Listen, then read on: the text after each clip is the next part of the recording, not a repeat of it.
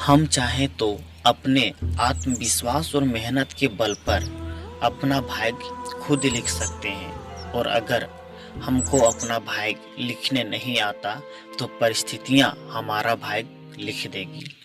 नमस्ते दोस्त, मेरा नाम भाई पंडित। एक छोटी सी मोटिवेशनल स्टोरी के साथ। एक समय की बात था, एक पति और एक पत्नी था। वह कहीं जा रहा था और अपने साथ एक गधा को लेकर जा रहा था। जब पति और पत्नी गधा के साथ कहीं जा रहा था, उसे बहुत दूर तक जाना था। पति और पत्नी मन ही मन सोचा, क्यों ना हम दोनों इस गधा पर बैठ जाएं।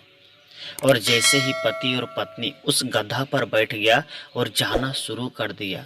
जैसे ही दूसरा गांव गया, वहां के सारे गांव के लोग हंसने लगा और यह कहने लगा, कितने निर्दयी निर्दयी हैं, दोनों लोग गधे पर बैठ गया है, थोड़ा सा दया भी नहीं आता। यह सुनकर पति और पत्नी यह सोचा, क्यों ना हम दोनों में से एक उतर जाए। और फिर क्या, पति उस गधा पर से नीचे उतर जाता है और फिर जाने लगता है। जैसे ही दूसरा गांव जाता है, वहाँ के गांव के लोग फिर हंसने लगता है और यह कहता है, कितने निर्दयी पत्नी है कि खुद गधे पर बैठ के जा रहा है और अपना पति को नीचे यानी पैदल चला रहा है। यह सुनकर पत्नी ने सोचा, क्यों ना हम इस गधा से नीचे उतर जाएं। और उसका पत्नी गधा से नीचे उतर गया और अपना पति को गधा पर बैठा दिया, फिर जाना शुरू कर दिया। जैसे ही दूसरा गांव पहुंचा, वहाँ के सारे लोग फिर से हंसने लगा और यह कहने लगा, कितने निर्दयी हस्बैंड है जो खुद गधा पर बैठकर जा रहा है और अपना धर्म पत्नी को पैदल चला रहा है। यह सुनकर वो लोग को कुछ समझ में नहीं आया। फिर क्या,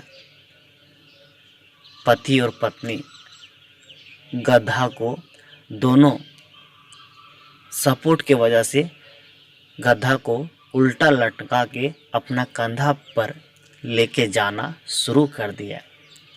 जैसे ही कुछ दूर गया, वहाँ के सारे लोग हंसना शुरू कर दिया। कैसे मूर्ख लोग हैं जो गधा को उल्टा टांग के अपना कंधा पर लेके जा रहा है। वो लोग को कुछ समझ में नहीं आया। यह छोटी सी कहानी हम सारे लोग को बहुत कुछ सिखाती है। इस कहानी से हम सारे लोग को यह सीख मिलता है कि ज़िंदगी में अगर आप कोई अच्छा काम करते हैं तो लोग आपको तरह तरह का बात बोलेंगे। इसलिए आपको जो अच्छा लगता है वो कीजिए। अगर इसी तरह का आप सारे लोग मोटिवेशनल स्टोरी सुनना चाहते हैं तो मेरा चैनल को सब्सक्राइब करें, शेयर करें और बेल आइकन घंटी को दबाना ना भूलें।